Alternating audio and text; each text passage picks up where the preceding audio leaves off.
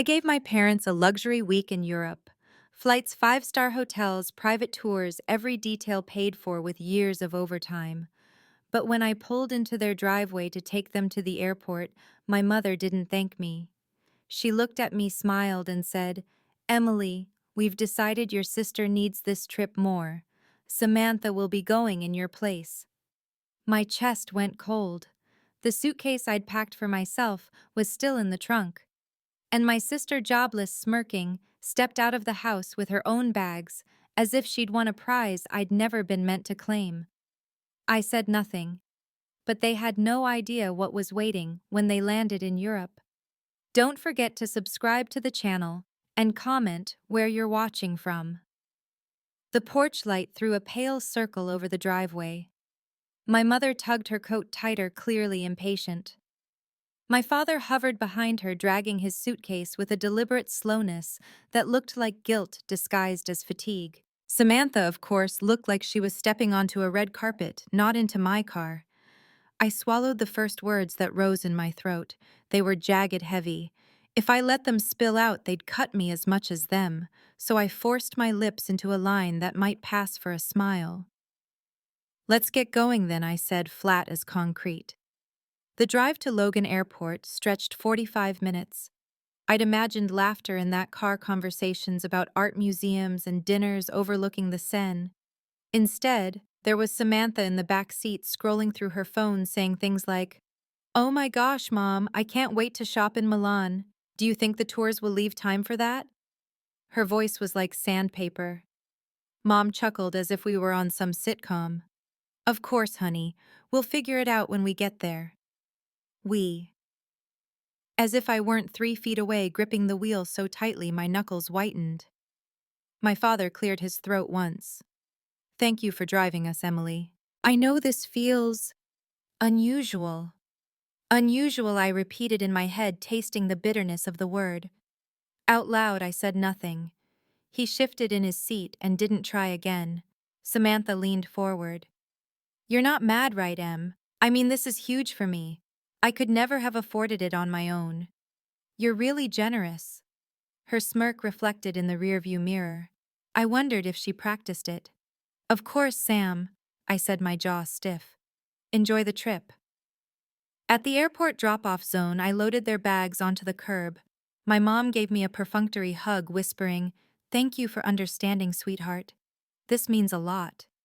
I nodded, staring over her shoulder at the flood of travelers pushing carts and suitcases into the terminal. My chest burned as though I were the only person in Boston who didn't belong anywhere. Samantha wheeled her suitcase past me with a sing-song, "Thanks, sis. You're the best." I didn't answer. I watched their backs disappear into the terminal. Then I slid behind the wheel, shut the door, and let silence press against me like a weight. Back home, the house greeted me with stillness. My suitcase sat by the door where I'd left it last night, neatly packed, hopeful. I bent, touched the handle, then let go. Instead, I went to my laptop. Log in. Click. Cancel. Hotel reservation canceled. Private museum tour canceled. Seine River dinner cruise canceled. Each confirmation email popped into my inbox like punctuation marks. A period at the end of my role as their fixer. I leaned back in the chair, breathing for what felt like the first time all morning. The calls began the moment their flight touched down in Paris. At first, I ignored them. I unpacked the suitcase I'd so carefully assembled, dresses, shoes, guidebooks. One by one, they returned to drawers and shelves like defeated soldiers. My phone buzzed against the counter. I let it. Finally, I picked it up. Messages stacked like an avalanche. "Emily, what's going on?" "The hotel says no reservation. Call me back immediately. This isn't funny. Fix it now." And then Samantha. "This is so petty. We're stuck here because of you. Call the hotel and fix it." A laugh escaped before I could stop it. Fix it. Always those words. I dialed once, answered. My mother's voice slammed into me. "Emily, what did you do?" "The hotel says the reservation was canceled. None of the tours is showing up. We're standing here like fools." I let her rant, her words spiraling louder until she paused for breath. I canceled them, I said. Silence. A beat. Why would you do that? She hissed. Oh, I don't know, Mom. Maybe because you decided to take Samantha on my trip, the one I saved for, planned and paid for. We thought you'd understand. Understand what? That my years of work mean nothing, that Samantha's comfort always outweigh mine. No, Mom. I don't understand, and I don't care to. I hung up, turned the phone off, tossed it onto the couch. For the first time in years, the silence belonged to me. I wish I could say that moment erased all the years of being overlooked. It didn't. But it was a beginning. As I sat with my tea staring out the window at the gray Boston afternoon, I thought of every Thanksgiving when Samantha's whims dictated the menu. Every Christmas where my gifts were opened last and forgotten first. Every time my father said, "You're the steady one, Emily. We don't worry about you." That was the curse, wasn't it? To be the steady one, the fixer, the daughter who didn't need attention because she already carried the load. But not anymore. The next day, the voicemails poured in. My mom, hysterical. "You've humiliated us. We're your parents. How could you do this?" Samantha, sharp and entitled. "This is childish even for you. Just fix it." And my father, weary, disappointed. "Emily, this isn't right. Call us back so we can sort it out." I deleted them all. That night, I opened my journal, the one I rarely touched, and wrote 7 words: "I'm not their safety net anymore." When Grace, my old college roommate, knocked on my door with 2 coffees, I almost cried. She had that look, the mix of curiosity and loyalty. "I heard from your mom," she said, setting the cups down. "Of course you did. I told her you were probably busy, and that maybe, just maybe, she should listen for once." Her grin was sharp. I laughed, tension spilling out of me. "You're the best." "No, you are," she said, her tone shifting. "Because you finally stood up for yourself. Don't you dare back down now." Her words settled in me like anchors, steadying what the storm of calls had tried to shake. By the weekend, my phone buzzed again. This time I answered. My father's voice filled the line, heavy and measured. "Emily, your mom asked me to call. She thinks you'll listen to me." I stayed quiet. "This has gotten out of hand. Your mother's upset. Samantha's furious. It's a mess. But you're better than this." I laughed, short and bitter. "Better than what, Dad? Better than standing up for myself." "That's not what I meant. You've always been the reasonable one, the one who keeps things together. This isn't like you." "You're right," I said. "It's not like me, because for once, I'm not cleaning up your mess. I'm not bending over backward to make everyone else comfortable while I disappear." He was silent. Then, "You're punishing the whole family over one decision. Is that really fair?" "Fair." My voice sharpened. Was it fair to cut me out of a trip I spent years planning? Was it fair to replace me with Samantha if I didn't matter? "Don't talk to me about fair." He sighed, long and tired. "I don't know what you want me to say. I don't need you to say anything, Dad. I just need you to understand I'm done being the afterthought. From now on, I come first." I ended the call, and this time I didn't shake. That night, as I sat on the porch with my tea, I felt something I hadn't in years. Not joy, not revenge exactly. Something deeper. Freedom. The night after that last call with my father, I couldn't sleep. The silence in my apartment was too loud. I lay there staring at the ceiling fan, turning its slow, steady circles, and for the first time in years, I let myself rewind. Because none of this started with the European trip. That was only the latest chapter in a story I'd been living since childhood. I was 8 years old the first time I realized my place in our family. It was the night of my piano recital. I'd been practicing for months, my small fingers stumbling across the keys until they finally found confidence. I wore a simple blue dress and new white shoes my aunt had bought me because Mom said money was tight. I remember standing backstage, clutching the hem of that dress, peeking through the curtains, searching for their faces in the audience. I spotted them right away, but they weren't looking at me. They were bent over Samantha, who was 5 at the time, letting her play with the camera, taking photos of herself with her pigtails crooked and her grin wide. My father laughed so loudly that the boy next to me asked if my family had come for me, or for that little one. When I finally walked onto the stage, my heart pounding, I told myself, this is my moment. They'll see me now. I played better than I ever had, every note sharp and clean. The applause at the end filled the small auditorium, and when I turned to look for my parents, they were busy wiping chocolate from Samantha's cheeks. No bouquet, no hug, no, we're proud of you. Just a distracted, good job, Em. Come on, your sister's tired. That night lodged itself in me like a splinter. It wasn't the last. Birthdays blurred into Samantha's special days. One year when I turned 13, my parents forgot to buy a cake. Samantha had thrown a tantrum because she wanted to go to the amusement park, and by the time we got home, my candles were an afterthought on a half-eaten pie from the fridge. They laughed about it for years. I never did. As I grew older, I learned that being invisible was safer than being bitter. When Samantha struggled in school, Mom stayed up late helping her with assignments. Dad paid for tutors even when money was tight. When I brought home straight A's, the response was always the same. That's Emily. She doesn't need help. They didn't see it as neglect. They saw it as efficiency. Why waste energy on the child who kept herself afloat? But being the steady one comes with a cost. You stop expecting rescue. You stop believing your milestones matter. And so you bury the hurt, until one day it claws its way back to the surface. I remember one Thanksgiving particularly well. I was 23, freshly graduated, and had just landed a job at a marketing agency in downtown Boston. It was my first real job, and I wanted to share that pride with my family. Dinner was crowded, everyone squeezed around the table. I waited for a pause in conversation and said I got hired this week.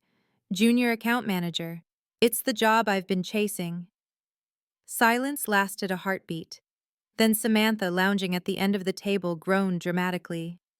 Oh my God, I'm starving. Can we please pass the mashed potatoes? And just like that, the subject shifted. I watched my father laugh at one of Samantha's jokes, watched my mother serve her an extra scoop, and I realized my news had already been erased. Later that night, my aunt patted my shoulder quietly and whispered, I heard you, sweetie. Congratulations. It was the only acknowledgement I received. Samantha always had a way of centering herself. She didn't need to try. In college, when she dropped out after 2 semesters, my parents comforted her with, It wasn't the right time, sweetheart. When I worked 3 jobs to finish my degree, they said, You'll manage. You always do. She was fragile glass they had to cradle. I was iron they could leave in the rain. The problem with being iron is that even iron rusts. Back in the present, I closed my eyes and pressed my palms against them, trying to stop the memories from flooding. But they kept coming. The more I thought about my family's patterns, the more the Europe trip made cruel sense. It wasn't a betrayal out of nowhere. It was the natural conclusion of years of being second place in my own home. And yet knowing that didn't soften the sting. The next morning my phone buzzed again. Against my better judgment, I answered. It was my mother.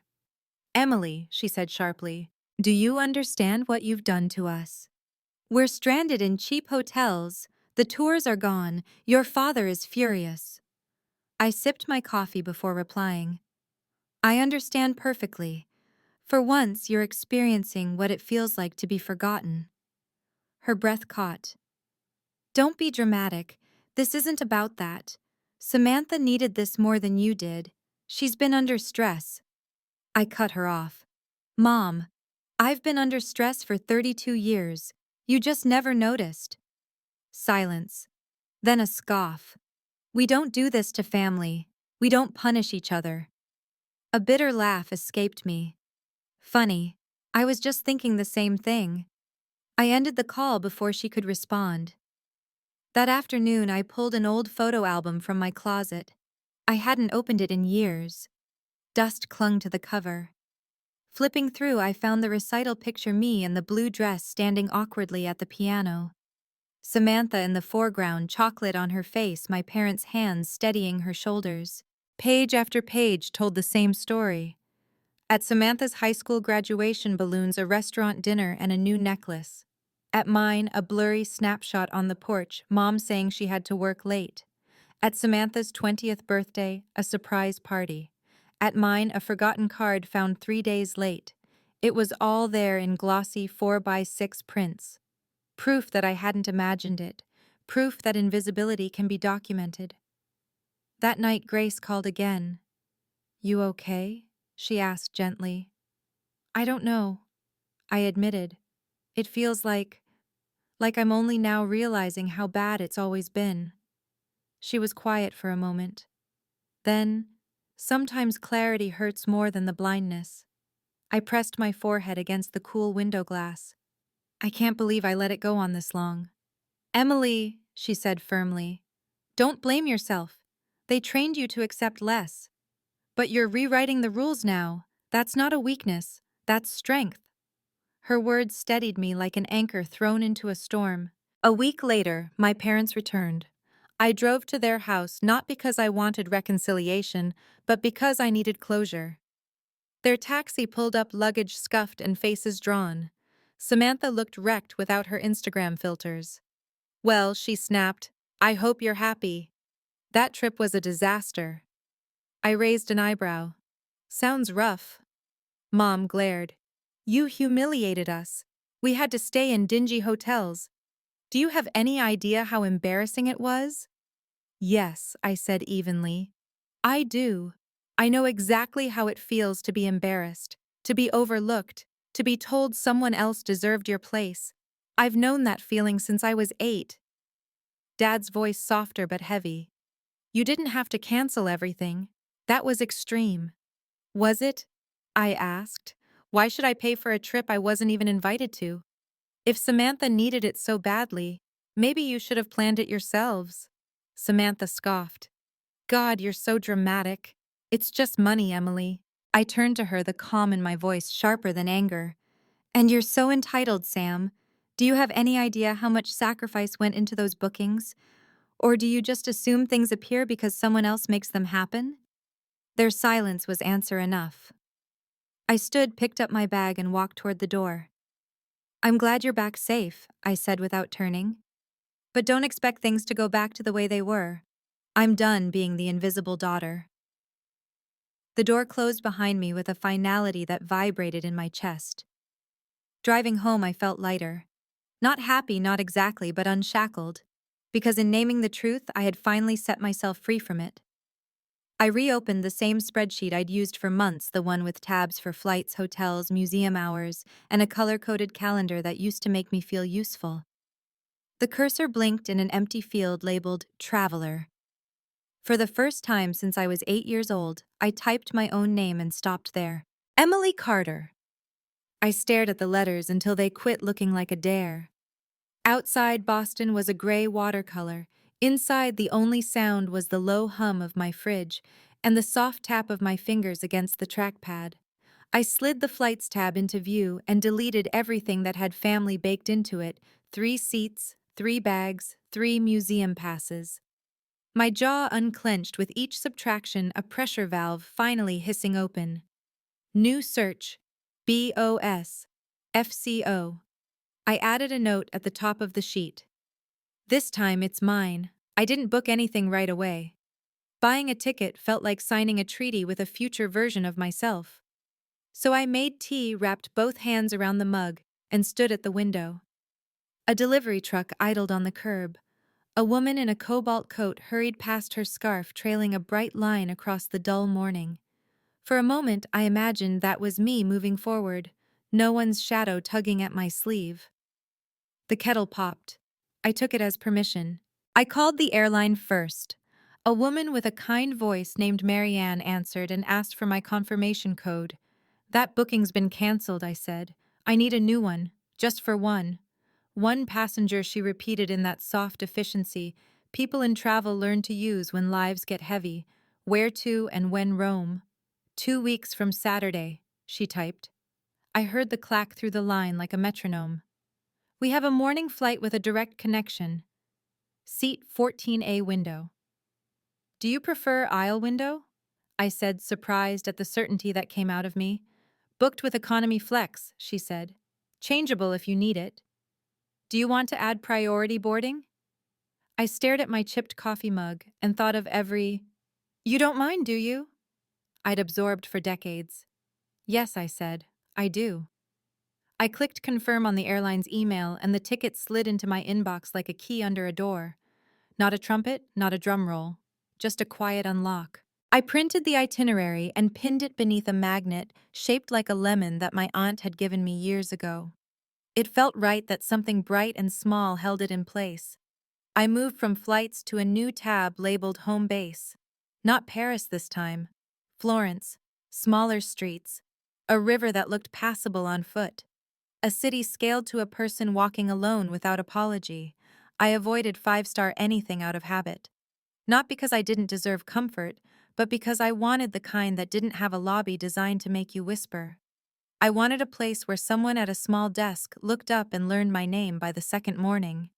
Oltrarno, the neighborhood on the artisan side of the Arno. I liked the way the word felt in my mouth, rounded and a little stubborn. Stay on Borgo San Frediano if you can, Grace texted when I told her. My cousin studied there. Less touristy, more neighbors who'll tell you about their cats. Her bubble blinked, and then, proud of you.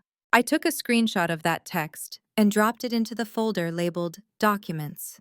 It felt like a passport, too. At work, I asked my manager about time off. Her name is Danielle, sharp-eyed and kind in the way people become when they've ridden out their own storms.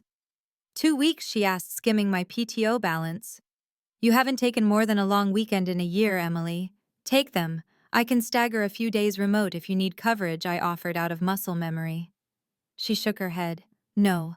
I need you to go somewhere nobody expects you to check your email at 10 p.m. I need you to come back with your spine rested. I huffed a laugh. My spine? Your metaphorical spine, she said. The one you use to hold this team together. It stunned me seeing that specifically without being used for it. I nodded, a little embarrassed by the warmth crawling up my chest. Thanks, Danielle.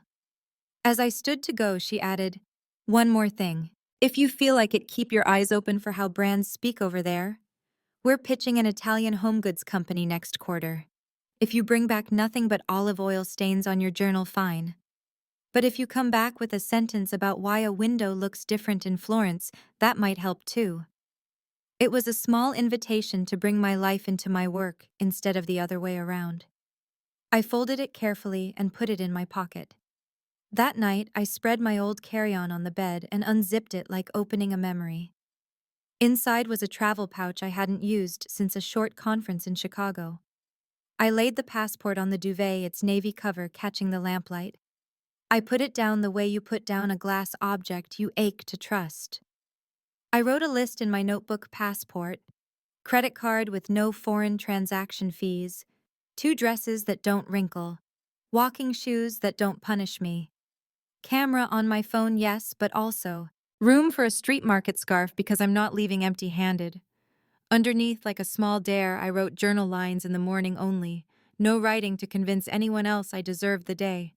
I pressed the pen into the paper until a dot of ink bled through to the next page. Then I shut the notebook and sat in the quiet. The first call came at 9:07 p.m. My mother's name lit the screen. I let it go to voicemail. Then a text short enough to be careful. Sunday dinner at 6. We need to talk. A second later, I'll make the lemon chicken you like. The baited hook of it. The seasoned apology that tastes like forgiveness if you don't chew too long. I typed and erased 4 times. Finally, I need time. I'm not ready for dinner. The ellipses danced, then stopped, then nothing. 5 minutes later, my father called, straight to voicemail. A minute after that, Samantha's name flashed with a picture of her pouting on a beach she didn't pay for. I clicked silence and turned my phone face down. I stared at the blank TV screen, catching my own reflection in it, a woman holding a boundary like a book to her chest in a crowded train, something you can lose if you don't clasp it. Saturday morning, I met Grace at a thrift store that smelled like lemon cleaner and worn leather. We combed racks with lazy hands, talking about nothing heavy, until we hit the aisle with suitcases. She pulled down a small, hard-sided carry-on in a dark green that reminded me of library lamps. It had a scratch on one corner and a faint airport sticker that said AMS in block letters. "This is a sign," she said. "It's been somewhere. It wants more stamps." I laughed and rolled it down the aisle. The wheels whirred smoothly as if they already knew my pace. At the register, an older woman with a pink streak in her hair asked trip or escape. "Both," I said, and she winked like she'd meant to hand me a map. Back home, I opened a new doc on my laptop titled If They Call. I wrote out 3 sentences each designed for a different kind of weather. 1. I'm not discussing the trip anymore. That moment is over. 2. I need space and time. I'll reach out when I'm ready. 3. No is a full sentence. It sounds clinical written like that. But people like me, people trained to make everything easier, need scripts. We think boundaries are rude because we've practiced erasing ourselves until we don't squeak when someone rolls a suitcase over us. I printed the sentences and taped them inside a kitchen cabinet next to the spices I use on autopilot. I wanted my hand to fall on them as easily as salt. On Tuesday, Samantha called while I was in a grocery store holding a bunch of basil-smelling summer that hadn't arrived yet. I answered without looking at the screen, a habit I still hadn't punished into extinction. "Hi," she said syrupy. "You busy?" I tucked the phone against my shoulder and dropped the basil into my basket. "Yes." "I'll be quick," she said. A pause, a small breath. "I'm sorry." I leaned against a shelf of tomatoes and waited for the rest. When it didn't come, I asked, "For what you know for how things went? We were all stressed." She lowered her voice as if we were on opposing sides of a courtroom. Mom felt terrible. I felt terrible. It spiraled. Anyway, we paid for a bunch of stuff out of pocket when we got there, like this awful hotel near the station, because there was nowhere else, so if you could just reimburse us for the difference, we can put this behind us. There it was. The apology with a bill stapled to it. My chest went cool the way it does when a fever breaks. "No," I said. She laughed, small and disbelieving. "What do you mean, no? I'm not reimbursing you for a trip you replaced me on," I said, keeping my voice steady. "And I'm not having this conversation in a grocery store or in my living room or in your messages. It's over. You're being cruel," she snapped, dropping the syrup. "I can't believe you're doing this to Mom and Dad. They've done everything for you." For a second, anger flared and then passed like a bus I refused to run after. "Samantha," I said, "you're talking to someone you've mistaken me for." "What, the daughter who gets smaller when you raise your voice?" I said. "She's not answering anymore." I hung up, slipped the phone into my tote, and squeezed the basil until the scent of green and pepper lifted into the stale store air like a spell. I chose a bunch of tomatoes that looked like they'd remember the sun even over a sink in Boston. At the checkout, a little boy in a puffy jacket pointed at my green nail polish and said, "I like your color." I told him honestly, "Me too." I made a few other quiet changes that week. I updated the emergency contact on my work file from my father to Grace. I set up travel alerts on my credit card and turned off location sharing with my family, a setting I didn't even realize had been on until I saw the toggle glowing green. I moved the spare key from under the potted plant by my door into a combination lockbox inside the hall closet. I added one more line to my list, mail hold, and then canceled it, deciding instead to ask my downstairs neighbor, Mrs. Wu, to collect my envelopes in a basket. She said yes with a smile that made me feel 12 and cared for. "Travel while you can," she said, handing me a bamboo bookmark shaped like a leaf. "Take pictures of windows. Everyone forgets windows." I promised I would. Danielle pinged me on Slack 2 days before my flight. "Open to a fun assignment while you're gone. No pressure." I hovered, then typed, "Depends on your definition of fun." She sent a PDF. A boutique textile studio in Florence had been on a client's radar. If I wandered past their shop and felt like talking, would I jot down how it made me feel? Not an ad, not research, just words from a person on a street. She called it human intel, smiling emoji included. I thought about myself at 8 on that stage, searching for eyes to catch mine and prove that what I was doing mattered. Then I thought about this, a job asking how a window looked. Something in me unknodded another half turn.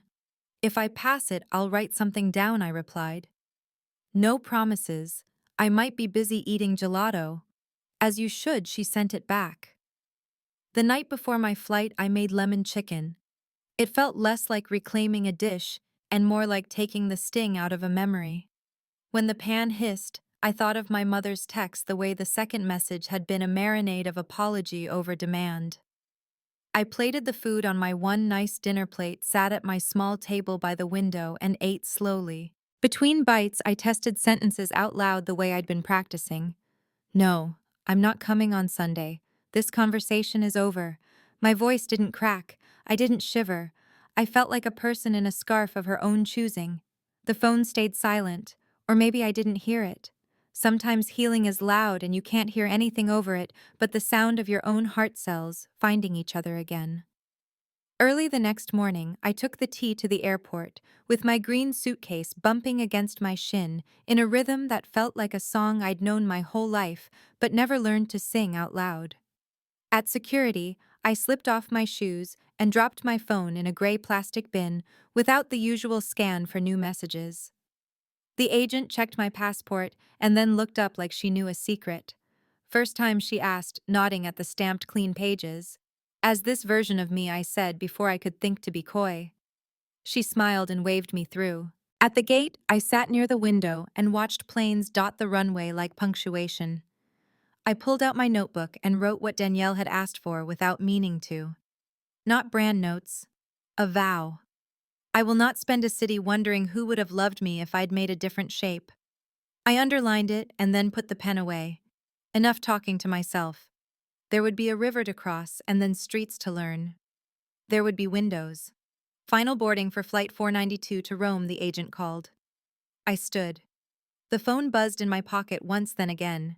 I almost didn't check. Habit is a stubborn animal. A voicemail from my father. A text from my mother. I stared at the bubbles like they were a trick step on a staircase I refused to trip over. I opened the text. We'll pay you back for everything if you apologize to your sister. Don't be foolish. Family is forever. It took me a second to unclench my jaw from around the laugh that wanted out. The arithmetic of it. The transaction they offered in place of repair. I typed for far too long for a sentence that short. I don't want your money, I want my life. I hit send, turned the phone to airplane mode and joined the line. Passport, please, the gate agent said. I handed it over with two steady hands. She scanned it, looked up, and handed it back. Have a good flight, Ms. Carter.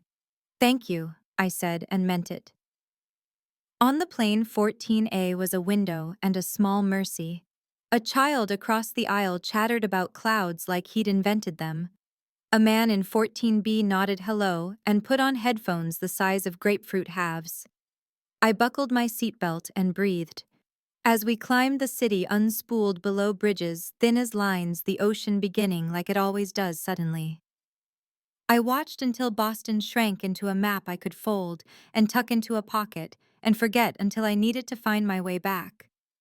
Somewhere over the Atlantic, I slept my cheek against the cool window. I dreamed of olive trees and store awnings striped like old dresses.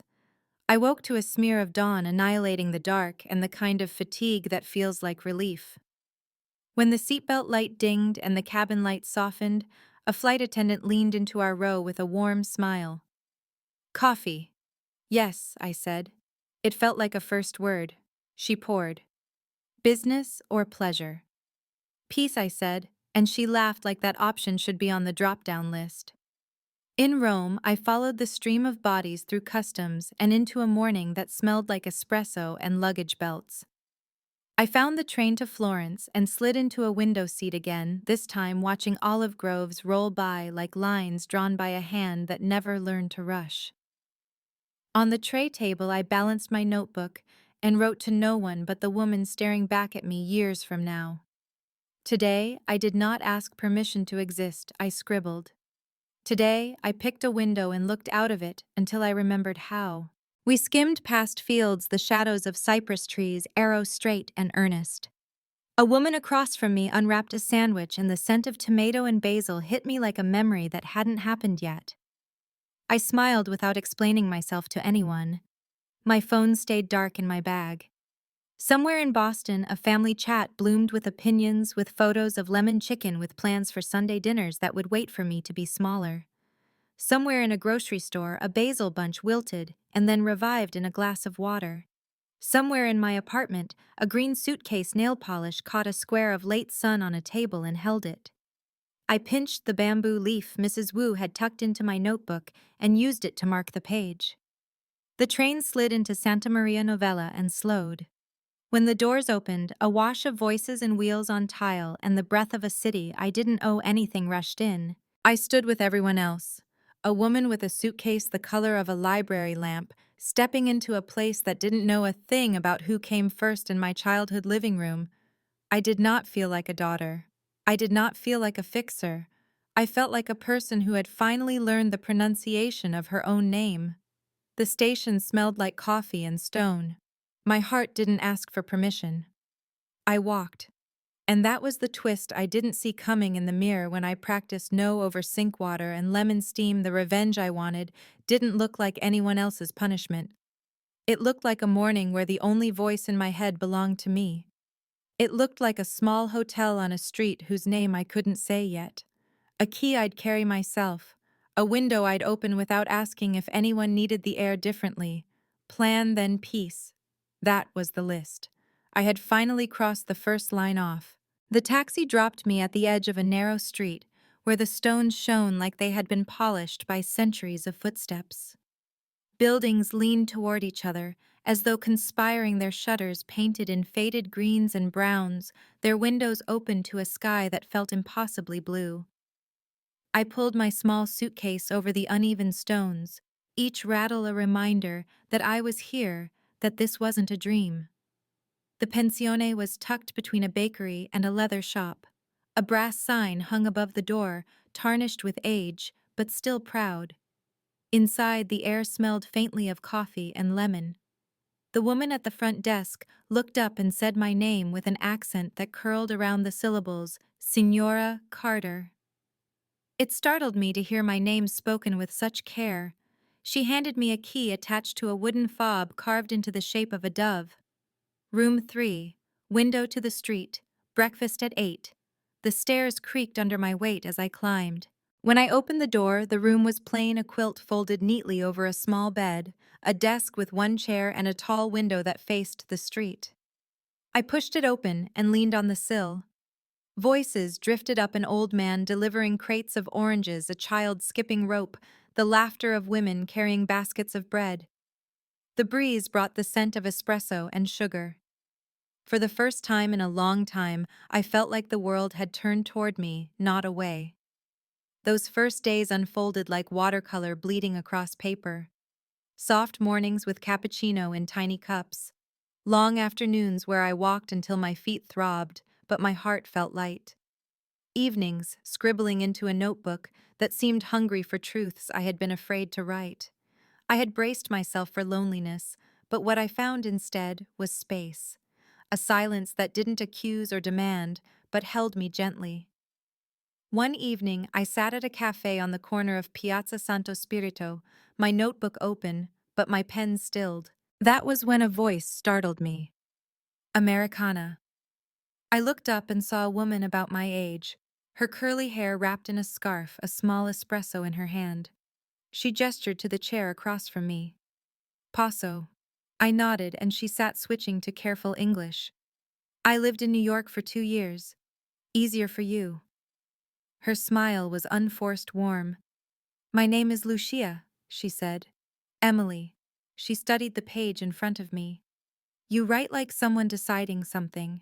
Her words sank into me, almost too accurate. I smiled, a little embarrassed. Maybe I am. She nodded as if she understood. Decisions are easier here. Florence makes you honest. The next morning, she found me at the market.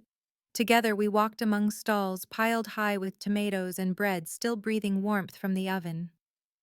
She showed me how to smell for ripeness, how to choose olives that would not betray me with bitterness. At one point, she asked, "Why are you here alone?" The question cut deeper than she knew. "My family decided I wasn't necessary for the trip I planned," I said quietly. "So I took one for myself. They left you behind. They replaced me." Her eyes sharpened with something fierce. "Then, this is not a trip. It is reclamation." I repeated the word later in my room, writing it across the first page of my journal in letters that pressed hard into the paper. Reclamation. But Florence didn't allow me to hide from old voices for long. On the fifth day, as I sat by the river watching light dance on the water, my phone buzzed with an international number. Against my better judgment, I answered. "Emily." My father's voice came across the ocean, distorted, weary. "Yes," I said. "We heard you're in Italy. Your mother is worried." "I'm fine. You should have told us." I laughed softly, a sound without humor. "Told you? Like you told me when you replaced me?" A sigh stretched across the line. "That was a mistake." "But this running away—" "I'm not running," I interrupted. "I'm walking streets you didn't choose. That's different." There was silence, and then he asked, "When will you come home?" "When I decide I'm ready." I ended the call. The guilt tried to seep back in, heavy and familiar, but I fought it off with ink. At dinner that night, I wrote on a napkin, "Their discomfort is not my responsibility." I folded it into my pocket like armor. The days taught me small acts of ownership, lingering by windows just to watch the light slide across stone, buying a scarf from a street vendor simply because it was soft, sitting on the steps of Santa Croce and letting pigeons strut near my shoes without flinching. Each act was a practice in belonging to myself. One night I called Grace. Her hair was a mess, her face glowing on the screen. "Look at you," she said immediately. "You're glowing." "It's just sunburn," I deflected. "No," she insisted.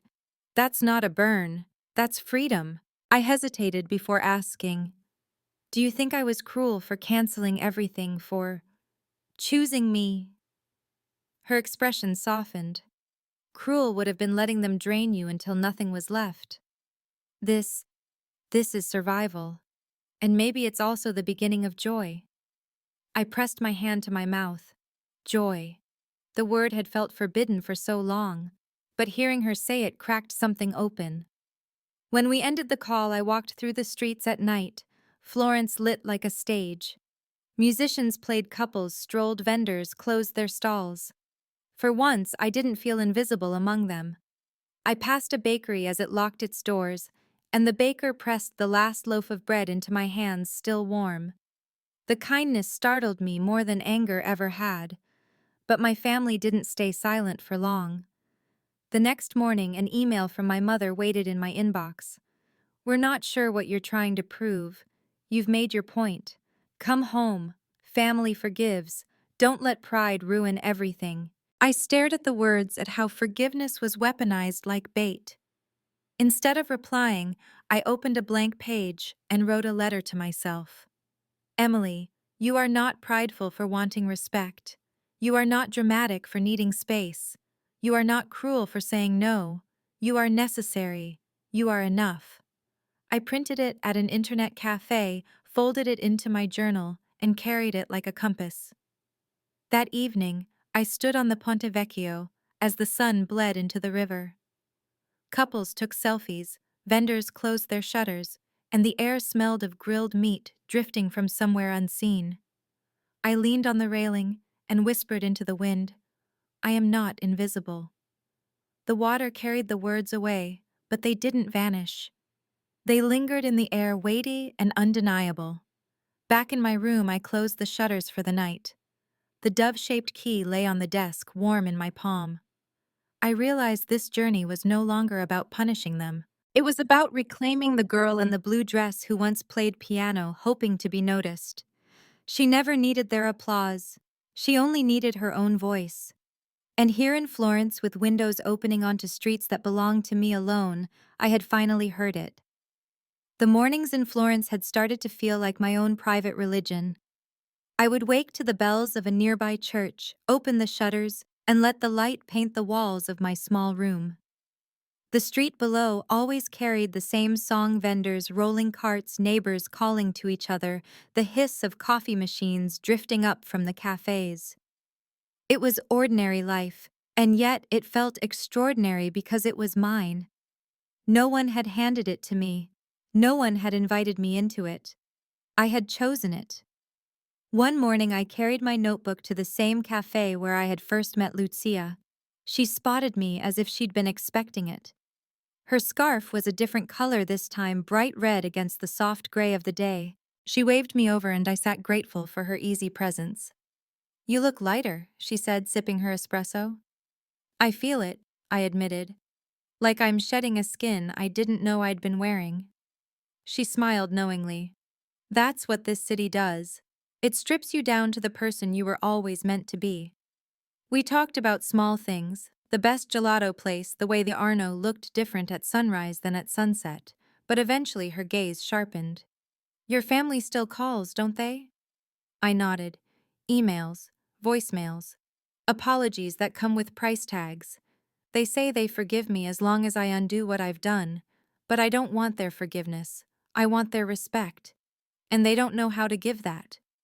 Lucia leaned in. "Then stop asking for it." Her words landed like a stone in clear water.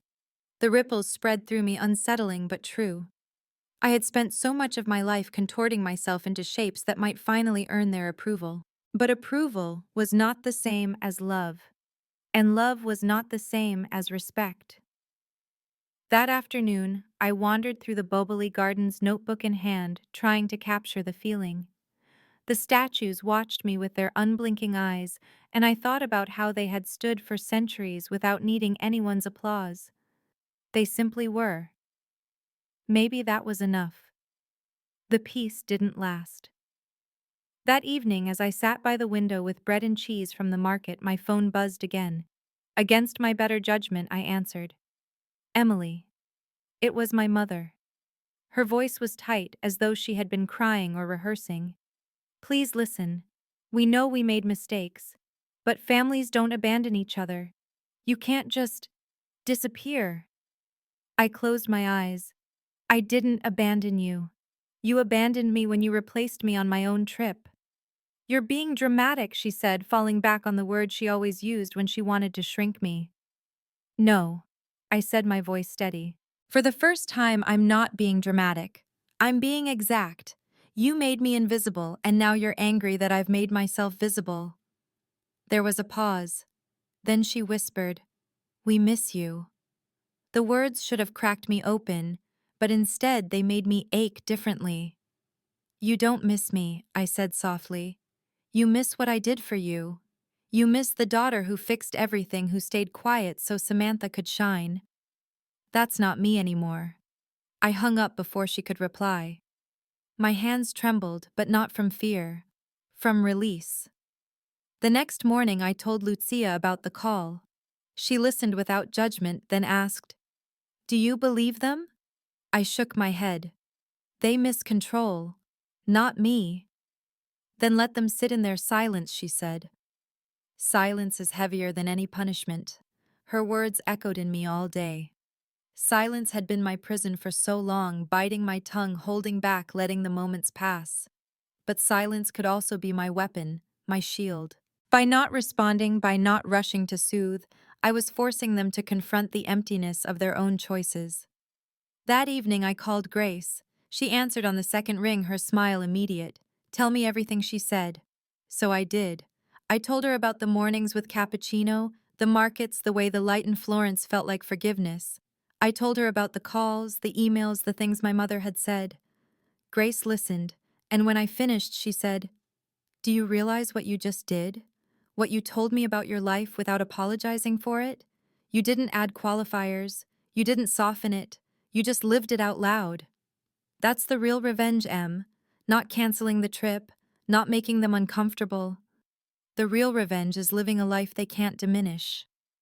I pressed my hand to my chest. Her words filled the space that had always felt hollow.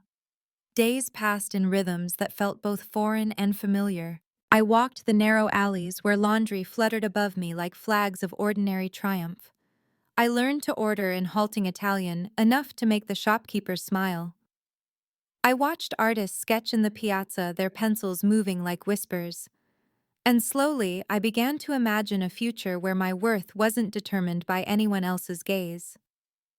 One night as I returned to my room, I found an envelope slid under my door. My name was written in a hand I didn't recognize. Inside was a note in English but imperfect. For the woman at the cafe who writes like deciding, "Remember Florence when you go home. Remember you were seen." There was no signature. I smiled, folded it carefully, and tucked it into my journal beside the letter I had written to myself. Proof that strangers could see me more clearly than my own blood. The calls from my family slowed. Maybe they were tired. Maybe they had given up. Or maybe my silence was finally louder than their demands. Whatever the reason, I felt a weight lift. For the first time, I wasn't checking my phone like a servant waiting for orders. I was checking it like it belonged to me. On my last evening in Florence, I stood again on the Ponte Vecchio. The sun dipped low, staining the river in gold and rose. I thought about the girl I had been, the one in the blue dress at the piano, the one who saved and planned and worked while her sister was handed everything. That girl had always hoped that if she did enough, loved enough, sacrificed enough, she would finally be chosen. But she was chosen now by the only person who mattered. By me.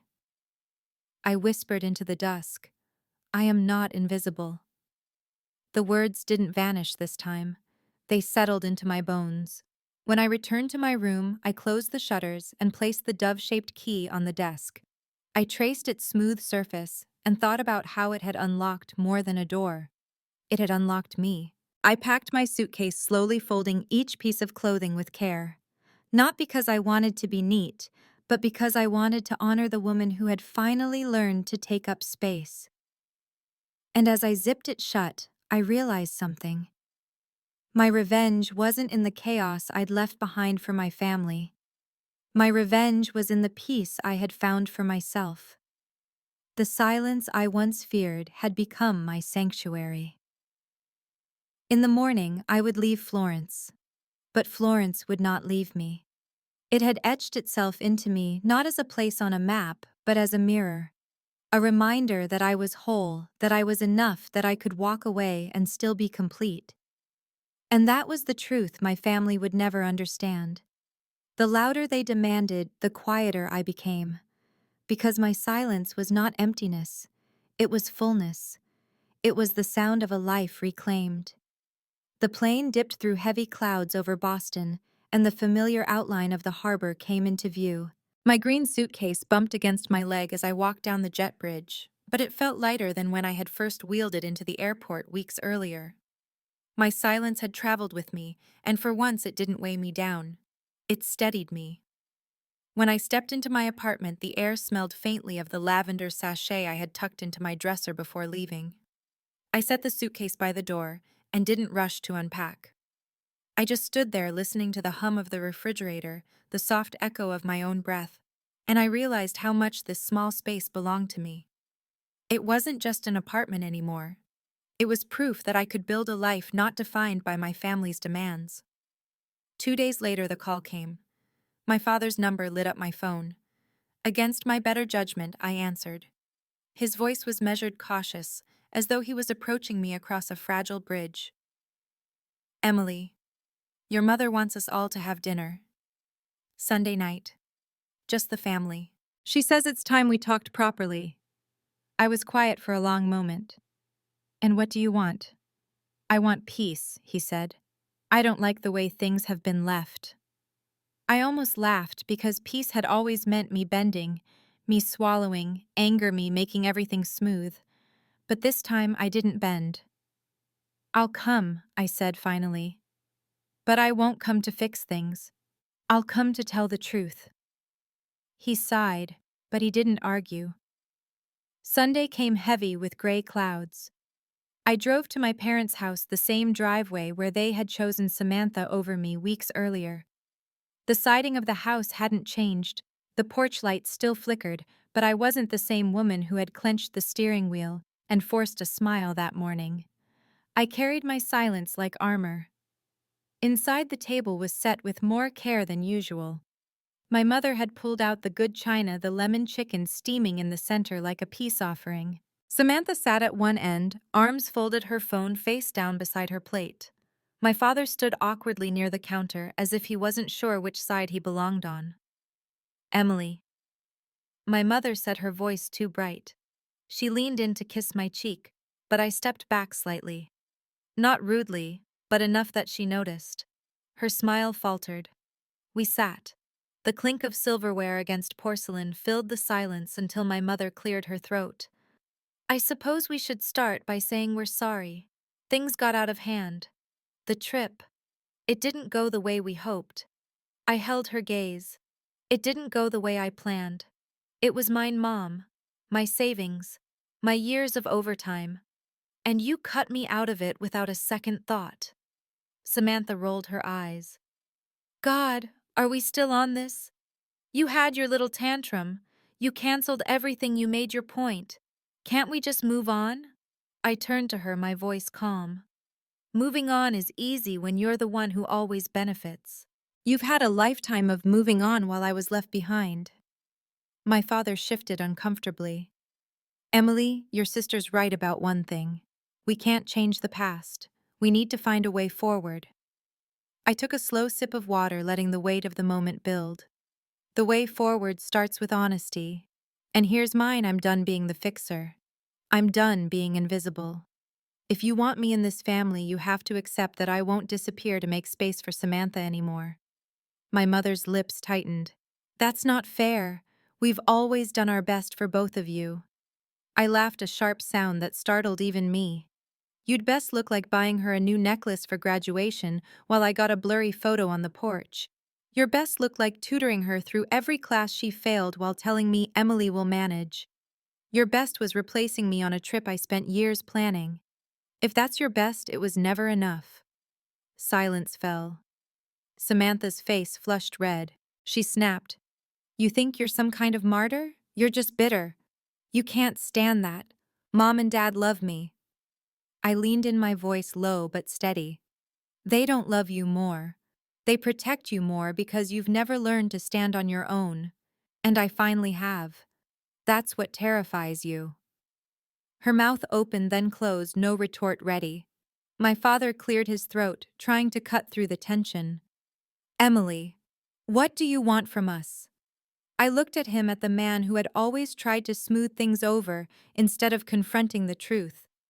I want respect. I want to stop being the afterthought. And I want boundaries.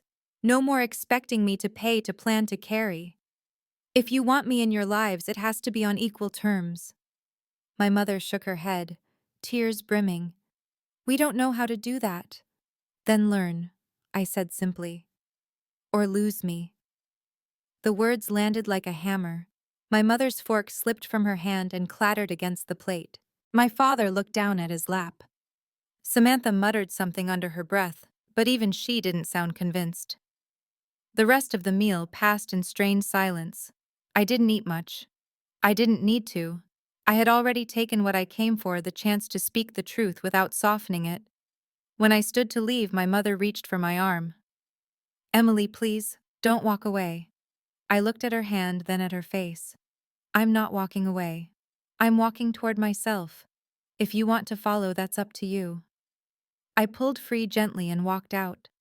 The night air was cool against my skin, sharp with the scent of rain on asphalt. I breathed it in like freedom. Behind me, the house glowed with warm light, but it didn't feel like home. My car did. My silence did. Driving back to my apartment, I realized the twist of it all. I hadn't come to destroy them. I hadn't come to win. I had come to reclaim the girl in the blue dress, the one who had played piano and waited for applause that never came. And tonight, she had applauded herself. Back in my apartment, I lit a candle, poured a glass of water, and opened my journal. I wrote a single sentence I spoke, and they listened even if they didn't like what they heard. For the first time, that was enough. And as the candle flickered, I realized something else. My revenge had never been about their downfall. It was about my rise. And I was rising. The week after that dinner sat on me like heavy weather. Boston in late spring has a way of turning unpredictable rain 1 hour, sun the next, and my phone reflected the same storm. A string of messages from my mother alternating between guilt and scolding. Shorter texts from my father, careful neutral, begging me to keep family harmony in mind. And then Samantha always. Samantha who left me voicemails dripping with the same entitlement as before, only sharper now. "Hope you're happy," she said in one. "You embarrassed Mom. You made Dad look weak. This is what you wanted, isn't it? To break us apart?" I deleted it without listening to the rest. But the words stuck buzzing in my chest like a mosquito I couldn't swat. Breaking them apart was never my goal. The truth was they were already cracked. I'd just stopped patching the seams. My silence, my refusal to play the fixer, had forced them to stare at the fractures they'd been ignoring for years. At work, Danielle noticed before anyone else. She called me into her office, leaned back in her chair, and studied me with the kind of gaze that doesn't accept lies. "You look like someone who's carrying a storm inside," she said. I hesitated. "It's just family." She nodded slowly. "Family is always heavier than it looks on paper. You want to talk about it?" I shook my head, but the truth slipped out anyway. I told them I wouldn't be invisible anymore. They don't know what to do with that. Danielle's eyes softened. "Good. Let them learn. And in the meantime, remember you've got a life outside their expectations. Focus on what's yours." Her words clung to me the rest of the day. Focus on what's yours. That night, I sat at my kitchen table with my journal and spread out the notes I'd written in Florence, the words about windows, about reclamation, about being enough. And for the first time, I thought about how those ideas could become more than private reflections. What if I wrote them out, not just for myself, but for others? The thought scared me. Sharing my voice had always felt dangerous, but maybe that was the point. The next day, I stayed late at the office staring at a blank Word document on my computer. The cursor blinked, daring me. Finally, I typed a title, "The Cost of Invisibility." It poured out of me in a rush. The childhood piano recital no one clapped for, the birthdays overshadowed the Europe trip stolen. But I didn't write it like a rant. I wrote it like a story, cold and clear, each scene a shard of glass I held up to the light. By the time I stopped, my eyes burned, but my chest felt lighter. I didn't know what I'd do with it yet. But I knew I had to keep writing. That weekend, Grace came over with takeout and 2 bottles of cheap wine. We sat cross-legged on my couch, cartons of lo mein balanced on our knees. "You look different," she said between bites. "Like you're walking straighter." I laughed. "I guess telling your family you won't be their doormat anymore does that." She raised an eyebrow. "And how did they take it? Like a bomb went off at the dinner table." Mom cried. Dad looked like he wanted to disappear. Samantha called me a martyr. Grace winced. "Ouch." I shrugged. "I don't regret it. I just don't know what comes next." She set down her chopsticks and gave me the look only a best friend can give. The one that sees through all the noise. What comes next is you stop living in reaction to them. You start living for yourself, whatever that looks like. Her words settled into me like a seed. The next morning, my phone buzzed with another message from my father. "Emily, your mother isn't sleeping. Samantha won't talk to us. Please come over. Just once. Help us fix this." I stared at it for a long time. Once upon a time, that plea would have sent me running.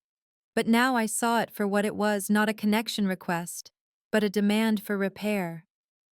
They wanted me to glue the pieces back together, so they could pretend nothing had ever cracked.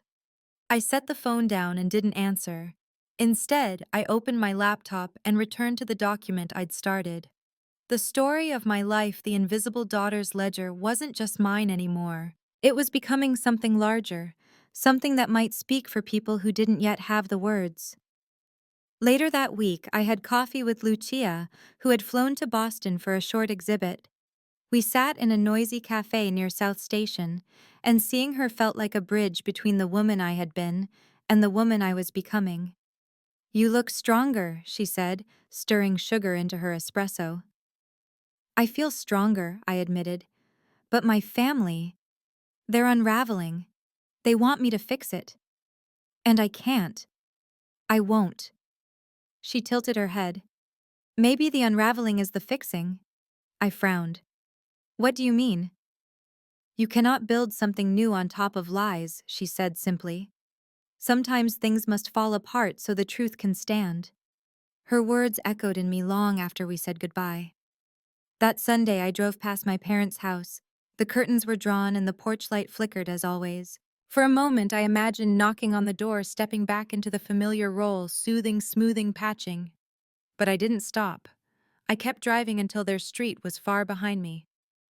At home, I opened my notebook and wrote a line. Maybe the real fracture was necessary. The calls slowed after that. Maybe they realized I wasn't coming to the rescue. Maybe they were too busy blaming each other. Either way, the silence that followed wasn't heavy anymore. It was clarifying. One evening, I sat by the window of my apartment, the city lights shimmering against the glass, and I realized something. My revenge had already happened. It wasn't in the canceled trip or the angry dinner. It was the fact that I no longer lived for their approval. The fracture in our family wasn't my failure, it was my freedom. I closed my eyes, breathed in, and let the silence settle around me like a second skin. For once, I wasn't afraid of it. I was becoming whole in the cracks. The fracture had settled into silence, and for a while I let myself believe it would last. My parents had stopped calling every day. Their texts had grown shorter, more measured, as if they were testing the air before stepping into it. I should have known it wouldn't stay quiet forever. Silence in my family was never peace.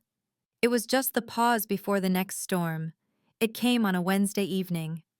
I had stayed late at the office polishing a campaign draft, the hum of fluorescent lights my only company. When I finally stepped outside, the Boston night wrapped itself around me, damp and restless. My phone buzzed with a message. "We need to talk. Meet me at Dad's office tomorrow 6 p.m. Don't ignore me." It was from Samantha. I stared at the words, feeling that old mix of dread and defiance rise in my chest. She had always been the one who demanded, who expected the world to bend for her.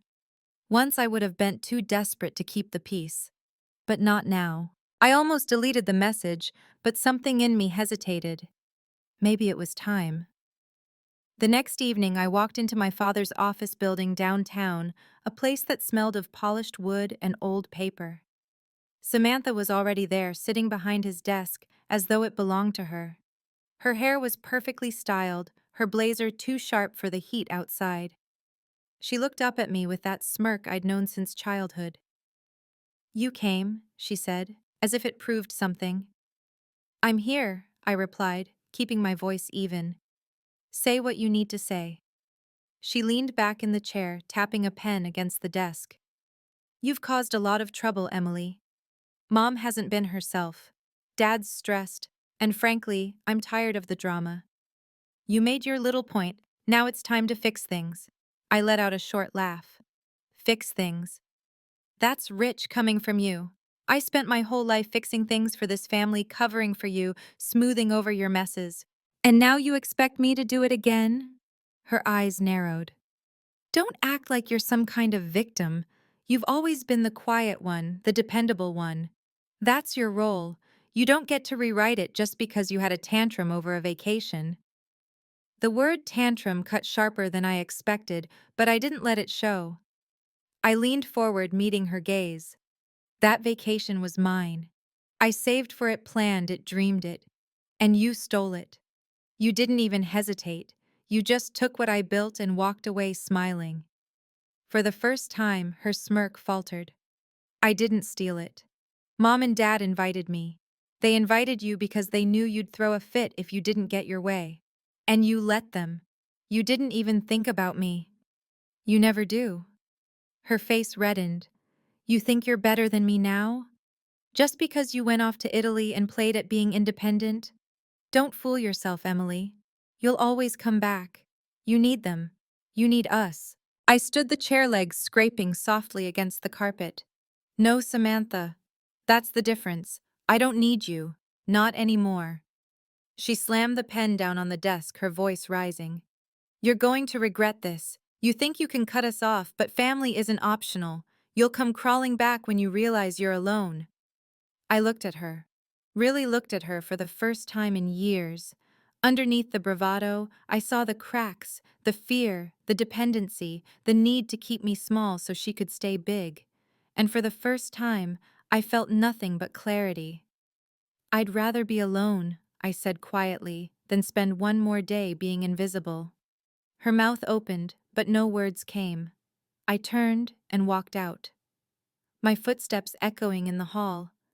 Each step felt like shedding a weight I'd carried since childhood. Outside, the city lights glowed against the night sky. I stood on the sidewalk, breathing in the humid air, and realized that confrontation hadn't drained me. It had freed me. The next morning, I woke with a strange calm. For years, I had dreaded Samantha's words, my parents' guilt, the constant tug to sacrifice myself. Now I knew the truth. Their power over me had only ever been the power I gave them, and I wasn't giving it any more. I poured coffee, sat by the window, and opened my journal. The words flowed easily. I wrote about the confrontation, about the way her face had cracked when I said I'd rather be alone than invisible. I wrote about the silence afterward, and how it felt less like emptiness and more like space. That week, I shared part of my story anonymously on a writing forum. I didn't use names or details, just the outline of a life lived in someone else's shadow and the choice to step out. The responses came quickly, people from all over saying they understood, that they had lived it too, that my words gave shape to something they had never been able to say aloud. Reading their comments, I felt a surge of connection I had never found at my own family's table. These strangers saw me more clearly than my parents or my sister ever had. One message stood out. Thank you for reminding me I'm not invisible. I'm going to stand up to my family too. I read it over and over, my throat tightening. Maybe my voice wasn't just for me anymore. Maybe my silence, my refusal, my reclamation could ripple outward. That night I dreamed of Florence again, the bridges glowing in the sunset, the river carrying away all the words I no longer needed to hold. And when I woke, I knew. This wasn't the end of my story. It was the beginning of something bigger. The fracture had set me free. The confrontation had sealed it. I wasn't the forgotten daughter anymore. I was Emily, and I was finally visible. When I walked out of my father's office after facing Samantha, I thought the hardest part was behind me. I had stood my ground, spoken my truth, and for the first time in years, I hadn't folded under her words. But freedom doesn't come in one clean break.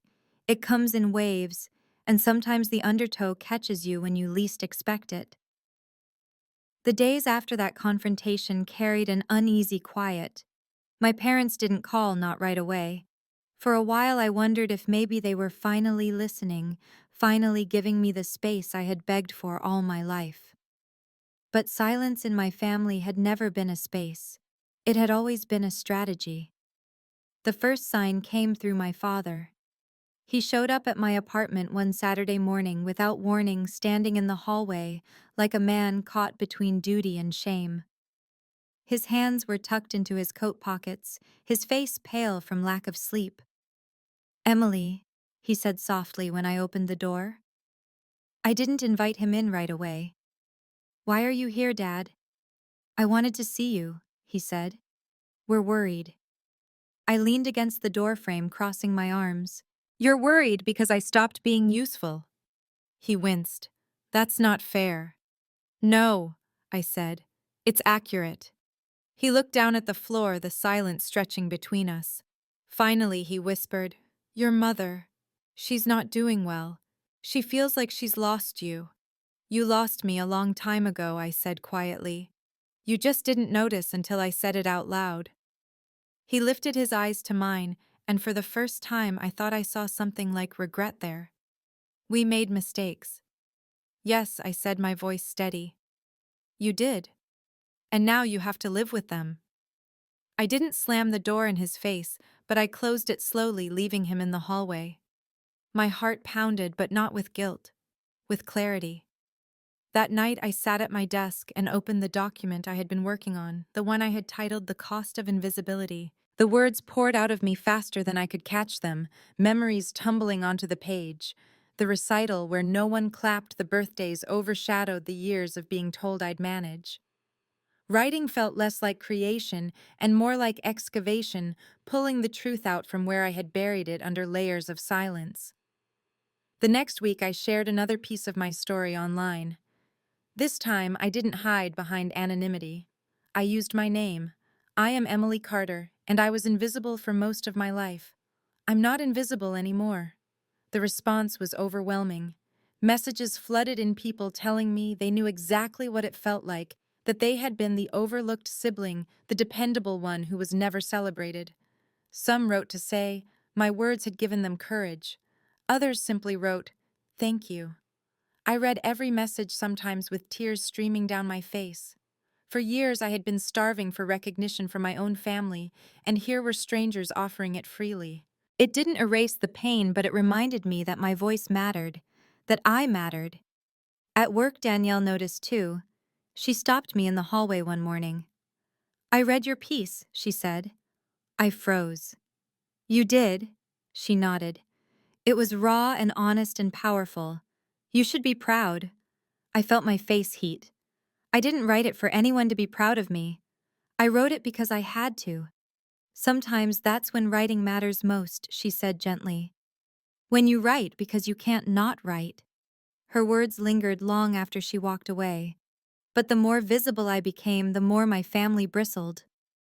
Samantha called late one night, her voice sharp with fury. "Do you have any idea what you've done? People in Dad's office are talking, Mom's friends are gossiping. You're humiliating us." I closed my eyes, gripping the phone tightly. "I didn't humiliate you. You did that yourselves. I just stopped covering for you." "You're pathetic," she spat. "Air your dirty laundry to strangers if you want, but don't expect us to forgive you when it all blows up in your face." I smiled faintly, even though my chest ached. "I'm not asking for forgiveness, Samantha. I never was." I hung up before she could answer. The twist came a week later. I received an email from a small online magazine that focused on personal essays. They had seen my writing on the forum and wanted to publish it. I read the email 3 times, certain it was a mistake. But it wasn't. They wanted my story, my voice. I sat at my desk staring at the screen, my heart racing. For so long I had been invisible in the one place that should have seen me most clearly, my own home. And now strangers wanted to amplify my voice. The irony wasn't lost on me. I accepted their offer. When the essay went live, I braced myself for backlash. And yes, some comments stung, people saying I was ungrateful, selfish, dramatic. But there were far more voices saying, "This is my story too." Messages from women and men who had grown up in shadows, who had been expected to carry without complaint, who had finally decided to put the weight down. One message stood out above the rest. "You don't know me, but your words made me feel seen for the first time." Thank you. I read it over and over, my throat tight with something between grief and joy. My parents didn't congratulate me. Of course they didn't. My mother called once, her voice cold. "We read what you wrote. You've embarrassed this family. I hope you're satisfied." I didn't argue. I simply said I didn't write it for you and hung up. That night, I sat by my window looking out at the city lights. I thought about Florence, about the Ponte Vecchio, about the word reclamation that I had written in my journal.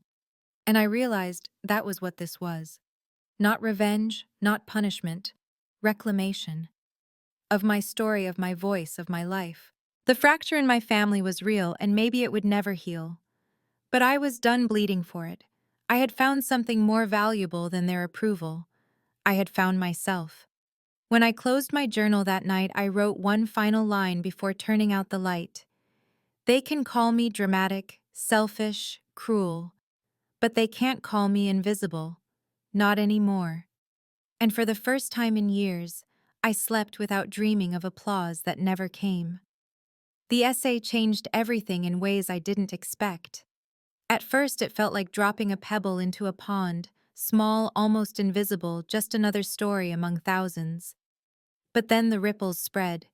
More messages arrived, some from strangers who wanted to thank me, some from people who confessed they had been waiting for permission to speak their own truths. I hadn't thought of myself as brave. I still don't. But I had been honest, and honesty has its own kind of gravity. One afternoon, Danielle stopped by my desk, holding a printout of the essay. "The partners read this," she said. "They were impressed." My chest tightened. "Impressed?" She nodded. "They see someone who can tell a story that cuts through noise. That's what brands pay for. That's what people pay attention to. We want you to lead a new campaign. Your voice is exactly what it needs." I swallowed hard, caught between disbelief and pride. For so long I'd been told I was the dependable one, the fixer, the invisible support beam no one noticed until it cracked. Now my words were visible enough to build something new. But visibility came with cost. My family couldn't ignore me anymore, and they didn't know what to do with that. My father tried first calling with a tone that was weary but less sharp than before. "Emily," he said, "your mother and Samantha are upset. People we know are reading what you wrote. Couldn't you have kept it private?" "No," I answered softly. "That's the point. I kept everything private for 32 years. Look where it got me." He sighed. "We just don't understand why you'd put this out there for strangers." "Because strangers saw me when you didn't," I said. "And maybe my story helps them see themselves too." He didn't argue. He just went quiet. And in that silence I understood something I hadn't before: he wasn't going to change. Not fully, but I had. The twist came a week later. I was at the grocery store reaching for a loaf of bread when I heard my name. "Emily." I turned, and there was an old family friend, Mrs. Gallagher, someone who had known us since we were kids. She smiled kindly, but there was a question in her eyes. "I read your essay," she said. "I recognized more than I expected to." I froze. "You did?" She nodded. "I always wondered why you faded into the background at gatherings. I thought maybe you liked it that way. Now I see it was survival. I'm glad you told your truth." Her words left me trembling. For years, people had seen the surface and assumed I was fine. Maybe telling my story meant rewriting their assumptions too. Later that evening, I called Grace and told her about it. She laughed softly. "Of course people recognized it. You were never as invisible as they thought.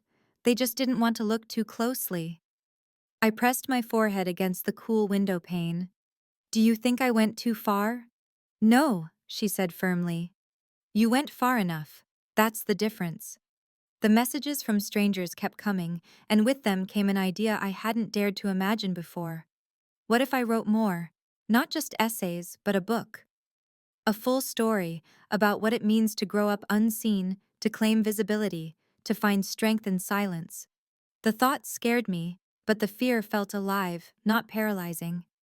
One evening I sat with my laptop open, a blank document waiting. The title came quickly: Reclamation.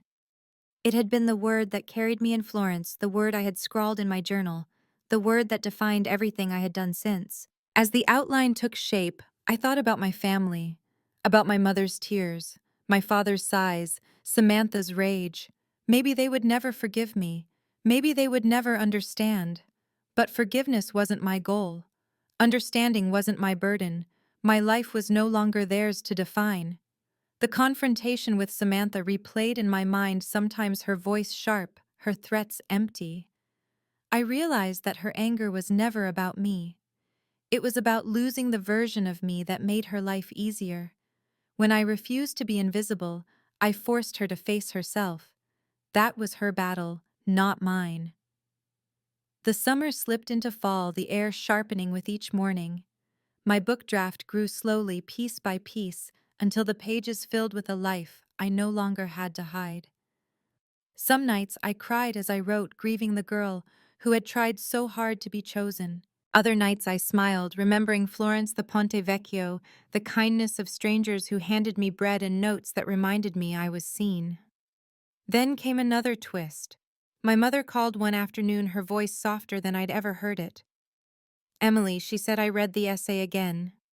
Maybe, maybe we didn't see you the way we should have." I waited, but no more words came. No apology, no admission, just that small crack in the wall she had built. It wasn't enough to rebuild trust, but it was enough to remind me she was human too, trapped in patterns she didn't know how to break. "I appreciate you saying that," I told her, "but it doesn't erase the years I spent being overlooked." "I know," she whispered, and for once, she didn't argue. After we hung up, I sat in the quiet, processing the strangeness of it all. My mother had always been the loudest voice in the room, the one who declared what was real. Now her voice sounded unsure, almost fragile. I didn't feel triumph. I felt distance, and maybe that was healthier. The final shift came not from them, but from me. One crisp evening, I stood on my porch with a cup of tea watching the sun sink behind the Boston skyline. The air smelled faintly of wood smoke, and I felt something I hadn't in years: peace. Not because everything was fixed, not because my family had changed, but because I had stopped waiting for them to. I thought about the girl in the blue dress at the piano, desperate for applause. I thought about the woman in Florence whispering to the river that she was not invisible. And I thought about the me standing here now, visible to myself, which was the only visibility that had ever truly mattered. I whispered into the evening air, "I'm enough." The words didn't echo. They didn't need to. They simply settled steady and certain. A week later, I submitted the first 3 chapters of Reclamation to a small publisher that had reached out after reading my essay. I didn't know if they would accept it, but hitting send felt like the true ending of the story I had been living and the true beginning of the one I wanted to tell. That night, I slept deeply without dreams of being left behind, without the weight of invisibility pressing down on me. For the first time in decades, I wasn't bracing for someone else's decision to erase me. I was writing my own story line by line, and that more than anything was the payoff. Not their apology, not their regret, but my freedom. Thank you for joining me on this journey. If you enjoyed this story, please like this video, subscribe to the channel, and share your thoughts in the comments. To listen to the next story, click on the left.